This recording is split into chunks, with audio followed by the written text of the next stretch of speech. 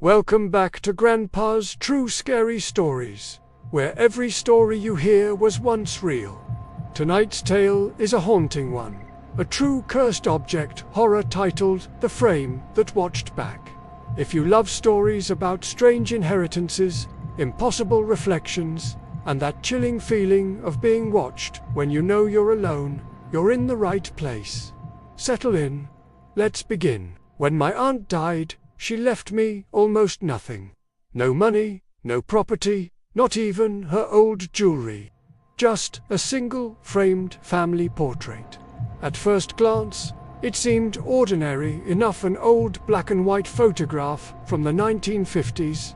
Her family, all standing stiff and unsmiling, the way people did back then. But something about it bothered me from the moment I held it.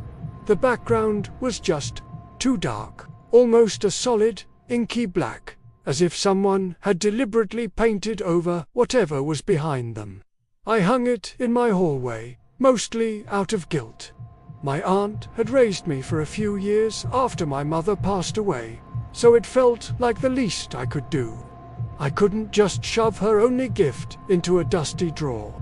That first night, I noticed the frame had tilted just slightly. I straightened it and thought nothing of it. The next morning, it was tilted again, but in the opposite direction. By the third night, it had slid a full half-inch down the wall. This was getting weird.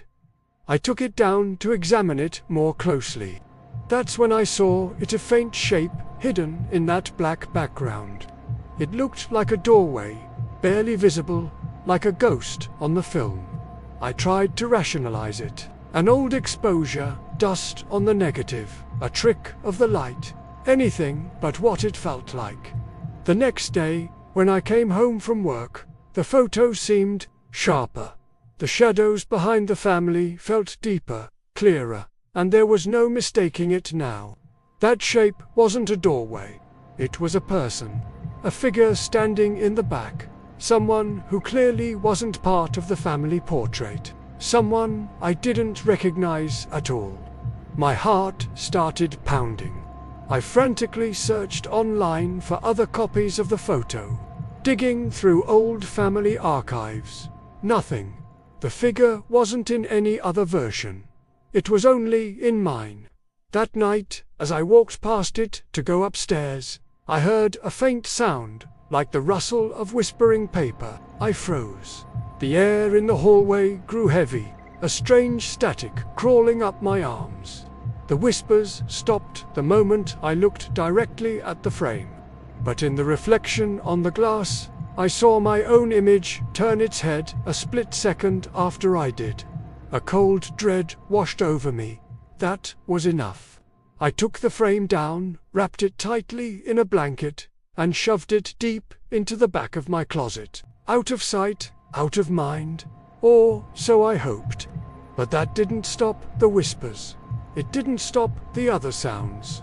Every night, like clockwork, around 2 a.m., I'd be jolted awake by the sound of glass tapping. It was soft, but deliberate. A rhythmic tap, tap, tap, like a fingernail knocking on a window from far away. One night, I couldn't take it anymore. I wrenched open the closet door and found the frame had been completely unwrapped. It was leaning upright against the back wall, and the inside of the glass was fogged over. Pressed against the condensation from within was a single, perfect handprint. The fingers were too long, almost claw-like. I was truly terrified now. I burned sage until the house was thick with smoke. I prayed. I even found the number for a local priest and begged him to come over. He took one look at the photograph and his face went pale. He wouldn't even touch it. He just said, "Don't you dare bring that thing into a church."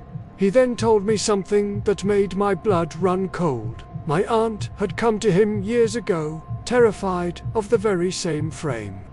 She believed her dead husband had somehow come back through it. She said it whispered her name at night.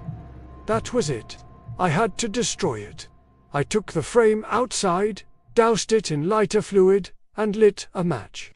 The old wood caught fire, and the glass cracked under the intense heat. But it didn't shatter. The smoke rose in a bizarrely straight column, a vertical pillar pointing to the sky, as if there was no wind at all. Then my phone buzzed in my pocket. An unknown number. I hesitated, then answered. There was no voice on the other end, just a wall of static.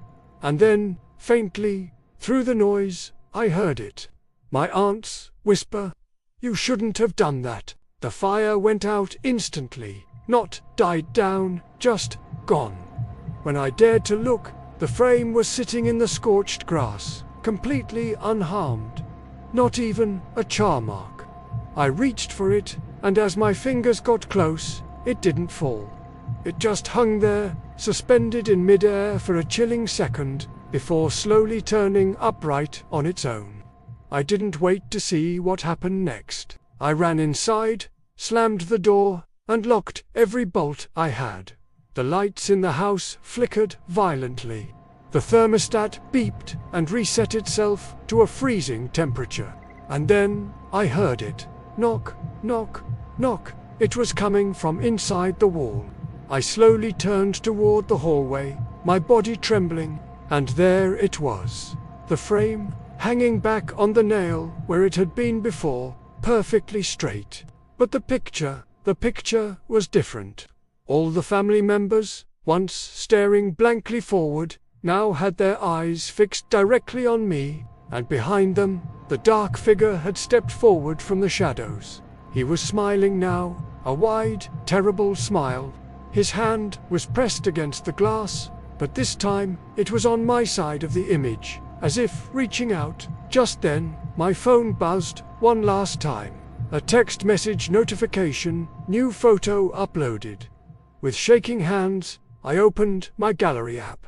At the very top was a new image. A picture of me, standing in the hallway, staring in horror at the frame. And standing right behind me, in perfect, terrifying focus, was the man from the photo. Thank you so much for listening to tonight's story. If you enjoyed this journey into the shadows, please hit that like button. And consider subscribing and turning on notifications so you don't miss the next tale from Grandpa's collection. Stay safe out there, and always be careful of what you inherit.